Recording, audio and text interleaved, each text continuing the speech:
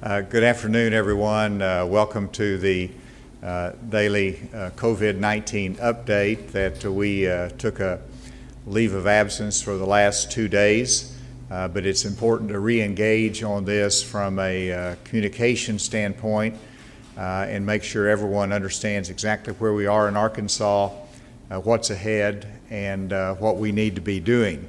I am joined, of course, by Secretary Nate Smith and Director A.J. Gary of the Department of Emergency Management.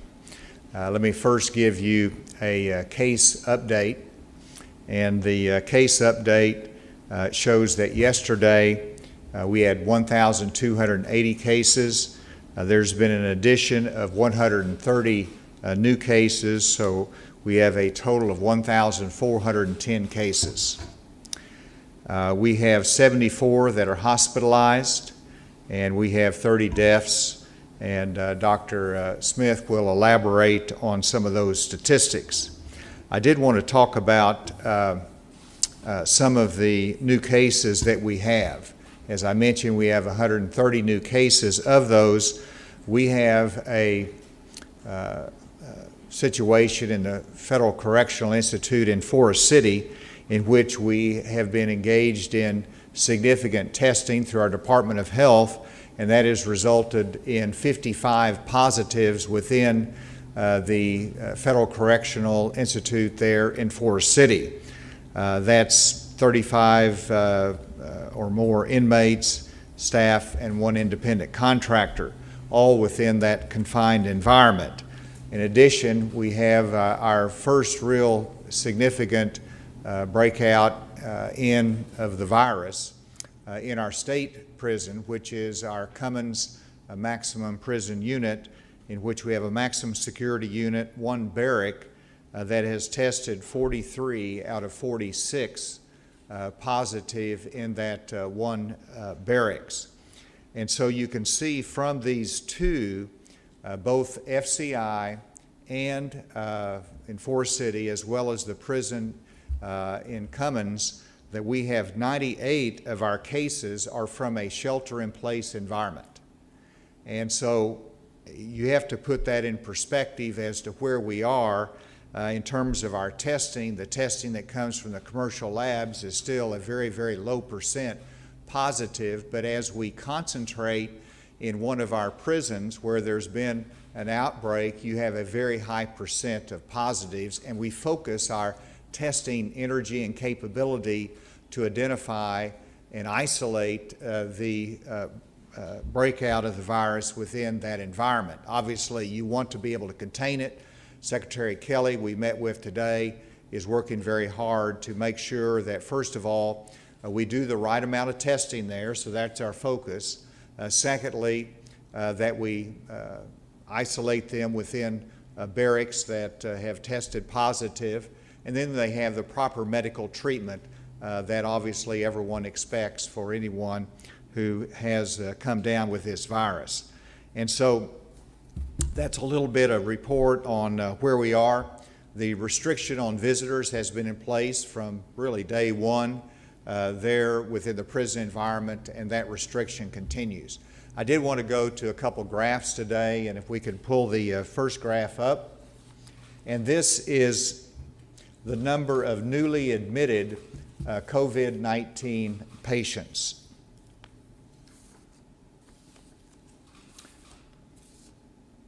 Which are really the new hospitalizations each day that occur. So you can see on the first day, we have March 23, we have 5 newly hospitalized. Of course, we had a spike. We had 0, and then it goes up to 28 newly hospitalized. And so these are the each day numbers that you can see for new hospitalizations.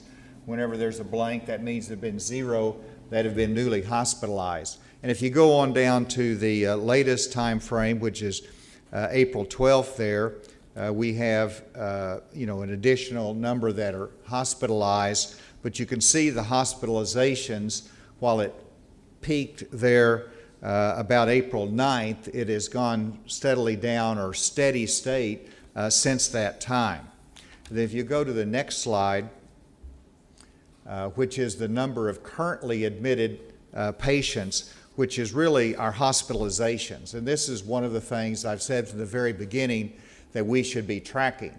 And so you start March 23, we had 10 that were hospitalized, and these are total numbers that are hospitalized. And then, of course, it goes up, whereas 48, and then it goes up to 65, and then it peaks with about 85 that were hospitalized on April 11th. And since then, you can see that the hospitalizations have been steady or on somewhat of a decline. And then if you go to the last graphic, which is the number of active cases versus recovered cases, Dr. Smith reviewed this, I believe it was last week. We've updated it, of course, to the current. So let me describe the different, what you see here.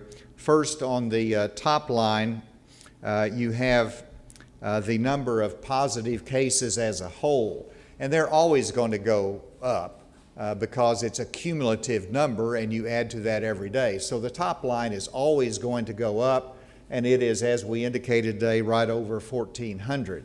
And then the second line is the number of active cases. And of course, that is after you subtract the recovered cases, which is the blue line. So the blue line is the recovered cases, and then this second line is the active cases that we have, which is the differential.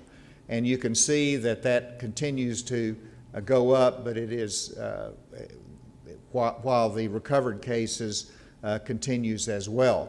And then the bottom line are the number of deaths, which is a low number. That is fairly low in comparison to the other cases. And so here's the message that I want to leave today with this slide being left up there just for a second. And that is that there's not any indication that we have reached the peak yet. Now, we're hoping that the peak comes sooner versus later.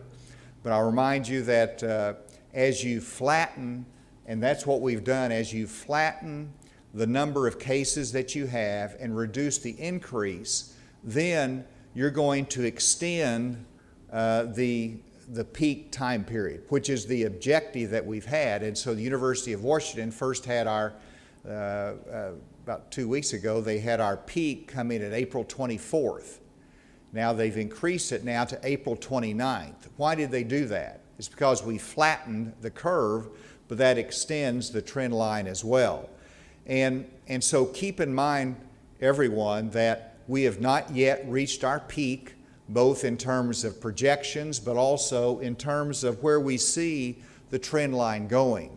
And so it's not a time to let up. It's not a time to decrease our intensity on social distancing, on avoiding the gatherings of more than 10, and also on wearing face masks when you cannot appropriately social distance.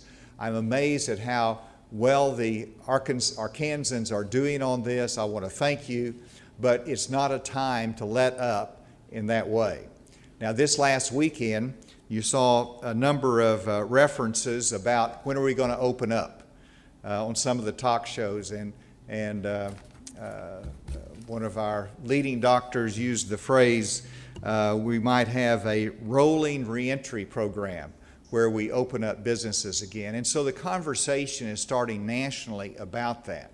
I want to caution that we cannot change the direction we're going at the present time. Now is not the time to let up. I want to keep us going in this same direction because you can see that we're still going up in the trend line. We have flattened the rate, we have decreased the growth rate, but we're not there yet. And so everyone, do not let up despite some of the national conversation. And the national conversation is coming because people have stayed cloistered as long as they can stand being cloistered, and they want to see things return to some level of normality. I think we in Arkansas have kept a consistent pace about this. We've lowered the trajectory, but we should not give up and quit on this. We can deal with this, and we've got to be able to do that. And so my admonition is that we have to assume that we have not reached our peak yet, so let's stick with it. And then secondly, until we have reached our peak and are confident of that, then we've got to wear our mask, we've got to socially distance, and you've got to avoid large gatherings. And then I do want to look to the future for a second. And the future is about figuring out what we do when we are confident that we're at the peak and on the downward side of that slope. And I'm announcing today the appointment of a medical advisory board for COVID-19 post-peak. And let me rephrase that name again. It's a medical advisory board for COVID-19 post-peak. I am interested in looking ahead as to when we start going down that downward slope. I've asked Dr. Nate Smith to chair this, but we'll be releasing the names of 7 highly skilled epidemiologists and others that have engaged in infectious diseases that will be the medical advisory team that will help give us guidance as to what does it look on the downside of that slope. What should be our criteria that we look at? What do we need to do to avoid peaks in the future? What do we need to do to not see a resurgence of this? And how could we live in this environment? What kind of mitigation efforts do we need to have in place? That's what I'll be tasking them to do, and to help develop the criteria that should be used to keep us on the downslope of new cases and to avoid the peaks later in the year. And so with that, I want to thank Dr. Smith again for his leadership and ask him to make any comments. Thank you, Governor. I want to give a little bit more detail on the numbers that the Governor shared. The Governor shared that we have 130 new cases today compared to yesterday at this time, and that is our single largest increase in 24-hour period of time. Over the weekend, we had in the 50s increase each day, which had been less than we had been averaging prior to that. The reason for the increase, I'll go over as I go through our lab numbers. We had 1,030 test reports yesterday. 883 of those were from commercial labs, and the positivity rate was 2.9%, which is about what we had been seeing. We also had 53 from UAMS lab, and their positivity rate was 5.7, which is about what we had been seeing before. 94 of those were from the Arkansas Department of Health Public Health Lab, and 71% of those were positive. And the reason for that is we were selectively testing populations, particularly incarcerated populations. And so of the 67 new positives from the Arkansas Department of Health Public Health Lab, most of them were from the Cummins unit and other incarcerated or congregate settings. These are high-risk settings where COVID-19 can spread very easily, very rapidly, but they're also closed systems, and they don't necessarily represent the situation in Arkansas in general. But in the Cummins unit, as the governor's mentioned, we had 43 tests positive and a barracks of 46. So you can understand how efficiently COVID-19 can be spread in that setting. We have also had in our Little Rock Community Corrections, over a period of a couple of weeks, we've had 27 staff test positive. We now have had 5 of 15 inmates test positive, so we'll be testing all of the inmates at the Little Rock Community Corrections. And we also, the governor has mentioned, the Federal Correctional Institute in Forest City. We are up to 46 inmates, 8 staff, and 1 contractor. The testing strategy there is not entirely under our control because it's a federal facility. The CDC Director, Robert Redfield, has indicated that CDC will be taking the lead on that investigation, and their plan is to implement a risk-based testing strategy, but we can expect to have additional positives from there as well. There is also a smaller facility, a drug rehab treatment facility in central Arkansas that had 15 residents test positive and 9 staff, so 24 total. So you can see we had quite a few positives because we were testing in our highest risk settings, and we'll continue to do that. That's the way it's most strategic for us to use our testing capacity at the Arkansas Department of Health Public Health Lab. The governor mentioned we have a total now of 1,410 cumulative cases, and that's 989 active cases. We have 1 new county, which is Jackson County. We have 74 currently hospitalized. That includes 8 new hospitalizations, newly hospitalized from yesterday. We have a total of 28 on a ventilator, and we're up to 30 deaths, as the governor mentioned before. We have 193 healthcare workers who have tested positive, of whom 58 have recovered. The last thing that I'd like to mention may seem very unrelated to what I've just been talking about, summer camp. Around the dinner table last night, my college-age son mentioned that he was planning on going back and being a camp counselor this summer, as he's done for the last few years. And I suggested to him that they may not be having summer camp. That was a little bit of a surprise to him, but it shouldn't be a surprise to the rest of us. Although there's a big difference between summer camp and a maximum security unit to the COVID-19 virus, there's not that much of a difference. You're bringing together people from all over the country, putting them in a highly congregate setting for a week or so, and then you send them back. Even if we were on the downside of cases at that point, that's a high-risk setting for a resurgence. So we'll be sending out some guidance on summer camps just to help those who are involved in that to plan and prepare. With that, I'll turn it back over to the governor. With that, we'll take any questions. I guess what measures have been in place in the prisons even prior to this? Because it seems like you guys said, once it blew up, it really got a hold of both of those facilities. Well, actually, in terms of Cummins, it's one barrack. So you think of the whole prison complex, then you have one open barrack, and in that barrack you had, I believe it was 43 out of 46 that tested positive. So as Dr. Smith says, it shows how quickly it can disperse.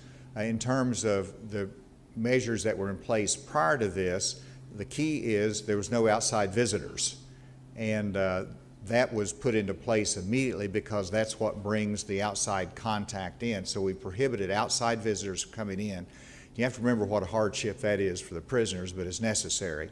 And then secondly, as I pointed out, the prison industries have started making masks internally, and so they have masks that are available for the guards as well as for the inmates, which would be not N95 mask, surgical mask, but a mask that they can use and separate each other from the spread of the virus.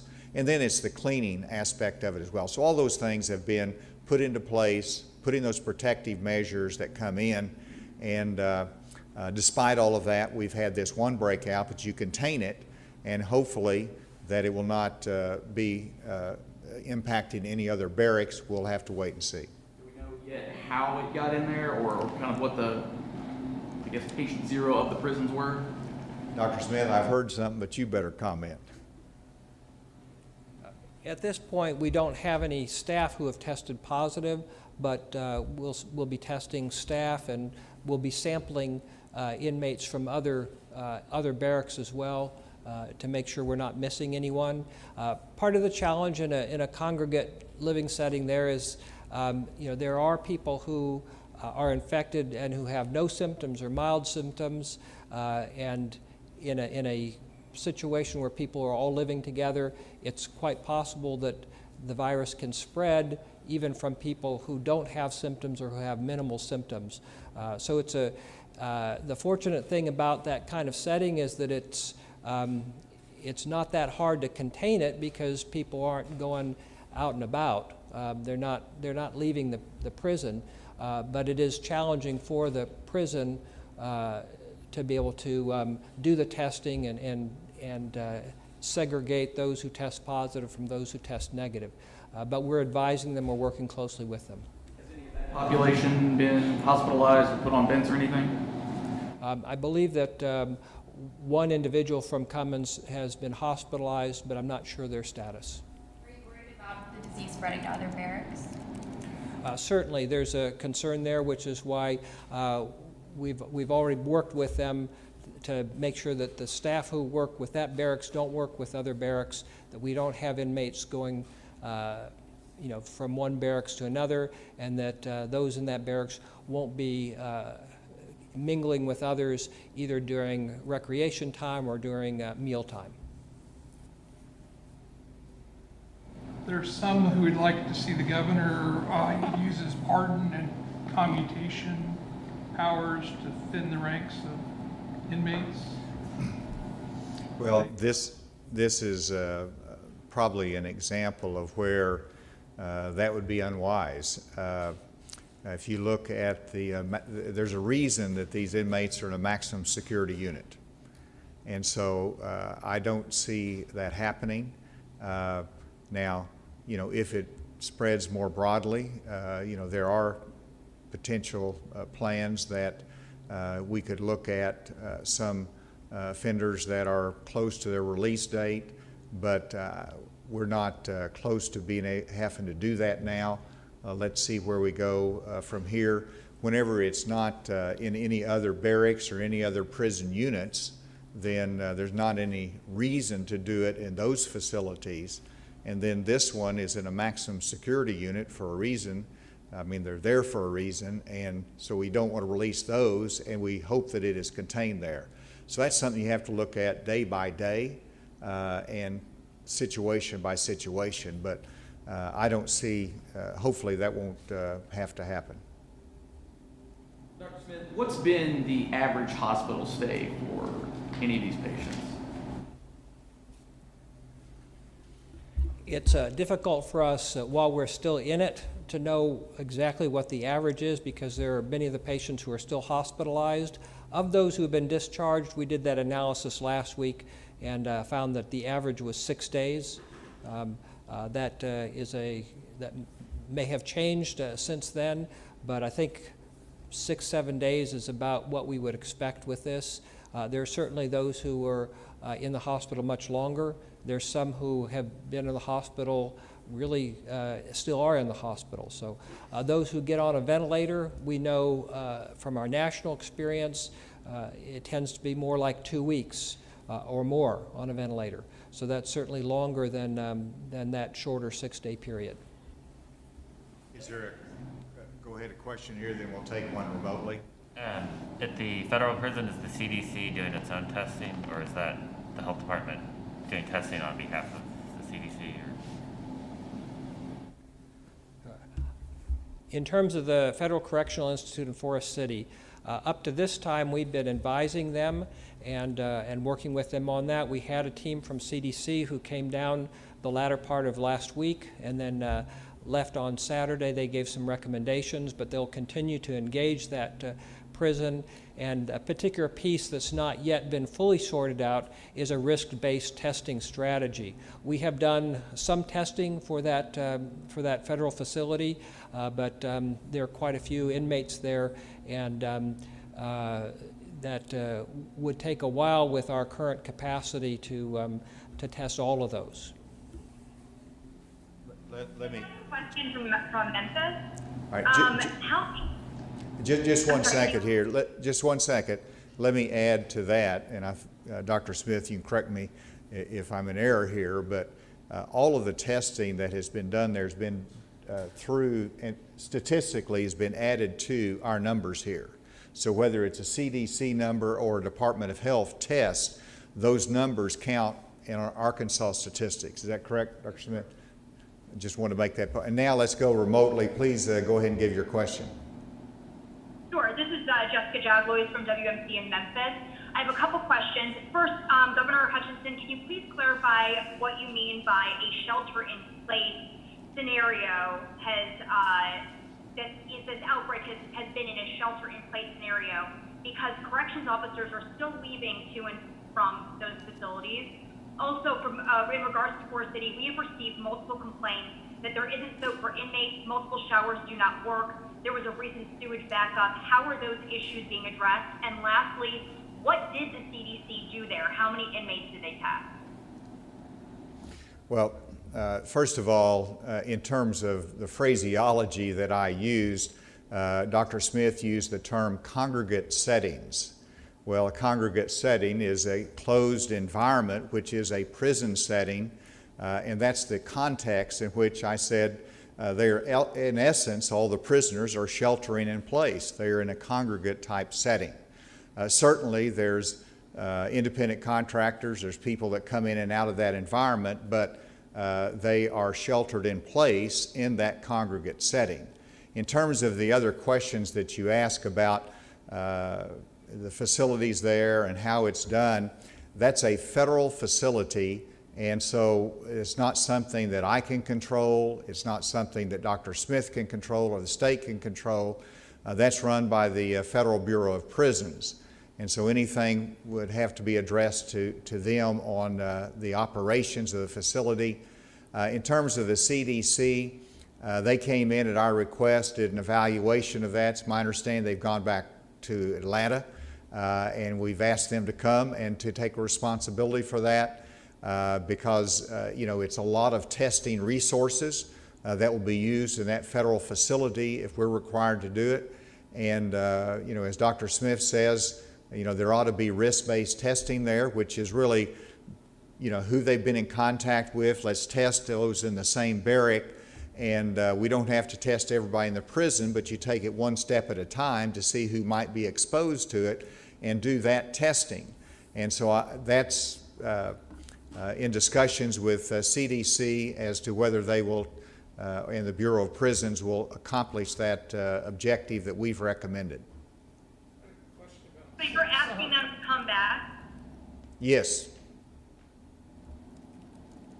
Question about summer camp. When you talk about summer, you're talking about June, July, August, September? Well, I have particularly in mind with many of these summer camps, they start bringing together the people who are going to work there in early May. So bringing a bunch of college kids or whoever from different parts of the country together, living in the same sort of barracks type of setting as they're preparing for campers, that itself is a risk. So when you say, how long is this directive going to last? At least well, I would hope that that we'll eventually be to a point where we can safely do that, but the COVID-19 virus is not exactly on my timetable, but I think I can say with confidence that based on where we are right now, bringing together a bunch of campers or even counselors in May doesn't sound like a good idea at all. Will that directive also apply to recreational sports and soccer tournaments, baseball, softball, etc.? I think we already have a directive that covers that. Thank you. Where are we as a state as far as tracing goes? Are we going to be pursuing a tracing program or something like that? You're talking about contact tracing? Yes, we continue to do contact tracing, but our main focus is on these congregate settings, these high-risk settings, nursing homes, incarcerated populations, others where you have the greatest risk of transmission in the shortest period of time, and that's just wise use of resources. But we've continued to grow our team. Last time I gave numbers as far as the number of people doing contact tracing. I went back and my staff corrected me because we continue to train and expand our capacity, and we'll continue to do that. I've been in conversations with CDC as well. Their intention is to supplement our efforts as well in various ways, understanding that contact tracing and case follow-up are just as important on the downside of this curve as they are on the upside. over the remote link? Yes. You mentioned the schools obviously being closed until the end of the school year, and talking now about summer camps and keeping people from congregating in those settings. Yet daycare centers continue to remain open. So how do you address parents who have kids in K through 12 or beyond that, you know, may use summer camps as their summer daycare, yet daycares remain open? Now, the daycares that you asked about, daycares can remain open. Is that your point? Yeah, I guess the question is, how do you address parents who have children in K through 12 who use summer camps as their daycare? How are they supposed to take care of their children this summer if daycares, or if these summer camps end up being limited? Well, it's important to note that we have not closed daycares in Arkansas, and so daycares can continue to operate. Obviously, they need to do their distancing within there and have their health protocols in place, but they can continue to operate. In fact, we've encouraged them because they're so important for our healthcare workers, our emergency responders, and essential services, and on down the line. And so it's probably even a greater hardship in the summer, but we hope that they will be able to stay in place. And we hope that things can change quickly. I visited with Dr. Smith about summer camps. I know how important they are, and we have a lot of great summer camps here in Arkansas. That's really their ministry or their business. They do that, and that's what their property and their assets are there for. So I hope that we can have such success that we can end this emergency and we can reopen those camps, but they needed to know in advance that they can't plan, you know, on May 20th or May 30th having summer camp, and particularly when they come from out of state, they need some advance notice on that. And so until the emergency's over and we're clear of this, then that's just something they should not plan on. ACLU and Little Rock Family Planning Services sued the state today in terms of the abortions. Any response to? It's not unexpected, but in terms of our actions, we took the same action toward this clinic as we would any other clinic that was violating a directive in terms of not engaging in elective surgical procedures. And so we followed the same process. They chose they chose to take it into court. We'll see what the court says on that. Well, I guess what is that line when it comes to abortions, when it becomes elective and a necessity? Where do you guys kind of draw that line at? Well, of course, the line of distinction was between medication abortions and surgical abortions, and there was a distinction that was made in the directive in that regard. Any more details on the advisory board and when you expect to name the members? We've named them already, and Katie will provide that as soon as this is over with. I could actually give you the names, but I left that one sheet of paper in my office. We'll have that for you. Any cases of a second positive test amongst anyone, or have we seen that yet? Not sure I understand the question. A second positive test? From one person who has recovered and then potentially tested positive a second. Well, we have had individuals who have tested positive, and then after they've recovered from their symptoms, someone has done another test to see if they've cleared the virus, and they've tested positive again. We do recommend that in a hospital setting because of the high risk of transmission if you take someone out of isolation. But for those who are an outpatient, we recommend a non-test strategy for determining someone who's recovered, consistent with CDC guidelines. It is possible that these tests, the PCR tests that we use, are very sensitive. They'll pick up a very small amount of virus. Whether that virus is viable or whether that virus is sufficient to actually transmit to someone it doesn't really distinguish very well. We generally don't advise someone who's recovered and who's feeling well, they're outside of a hospital setting, they don't need to get another test. But when they have been tested, sometimes they have found a positive. One final question from the table, and we'll see if there's another one remotely. Could we ask Dr. Smith about summer camps again? So you're saying that summer camps might open in June? You kind of, when I try to pin you down, you kind of weave and dodge. Well, I would prefer for us to make those decisions based on the most current information that we have. Sitting here in the middle of April, I don't have as much information as I will have middle of May, middle of June. You know, it would be nice if we could. From what I'm seeing right now, it seems unlikely, but I'd rather not rule that out, you know, until we have more information, more time goes on. Is there one additional question remotely? Yeah, Governor, this is Andrew with AP. Wanted to see if you had any reaction to the president's comment today that his assertion that he, not the governor, has the authority to open up the states. Wanted to get your reaction to that, but also see, you know, does that affect your approach in terms of lifting any of the restrictions in Arkansas? Are you seeking their approval or coordinating with them before deciding what to do for reopening things here? I think there's been a good partnership with the federal government. We've worked closely. We just had a call with the Vice President today, and I don't see that there will be an issue there. We all want to move in the same direction in terms of winning this fight and getting back to normal activities, but ultimately, you know, the federal government has not declared the scope, and I don't know that they could do that. They've relied upon the states to manage this crisis in terms of acquiring PPE with a backstop help from the federal government. They've allowed us to use our discretion in terms of exactly the protective and safety measures that should be in place, and we've utilized that. So that's just simply a prerogative and the way things should work in terms of the states having the flexibility to manage it, and I expect that to continue. And I did hear one other question there, and we'll end with that. Was there another question remotely?